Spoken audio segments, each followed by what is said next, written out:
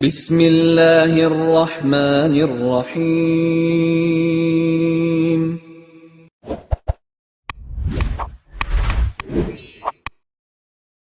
الحمد للہ وکفی وسلام علی عبادہ الذین اصطفی اما بعد۔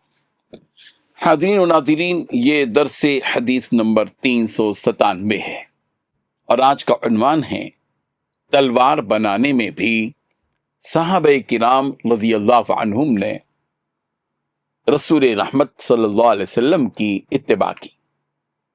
روایت سماعت فرمائیے، ترجمے کے بعد تشریح کی جائے گی۔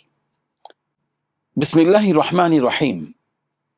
عن ابن سیرین قال صنعت سیفی على سیف سمرة بن جندب وزعم سمرة أنه صنع سيفه على سيف رسول الله صلى الله عليه وسلم وكان حنفيا، رواہ الترمذی۔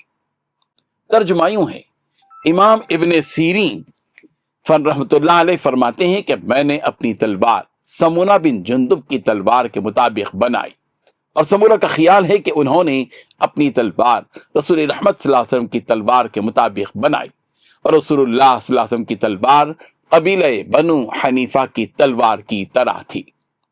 بزرگان محترم، یہ روایت نبی اکرم صلی اللہ علیہ وسلم کی سادگی، عملی اسوہ اور امت میں سنت کی پیروی کے جذبے کو واضح کرتی ہے۔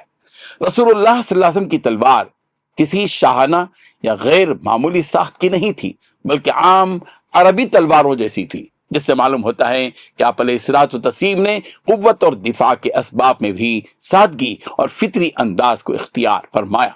سیدنا سمرہ بن جندب رضی اللہ عنہ اور پھر امام ابن سیرین رحمہ اللہ کا اسی نمونے پر تلوار بنانا اس بات کی دلیل ہے کہ صحابہ اور تابعین رسول رحمت صلی اللہ علیہ وسلم کی ظاہری و باطنی سنتوں کی پیروی میں کس قدر محتاط اور شوقین تھے۔ یہ حدیث ہمیں سکھاتی ہے کہ اصل کمال ظاہری شان میں نہیں، بلکہ سنت نبوی کی اتباع اور مقصد حق کی پاسداری میں ہے۔ رب ذوالجلال ہم سب کو ان کی اتباع کرنے کی توفیق عطا فرمائے، آمین۔ وآخر دعوانا ان الحمد للہ رب العالمین۔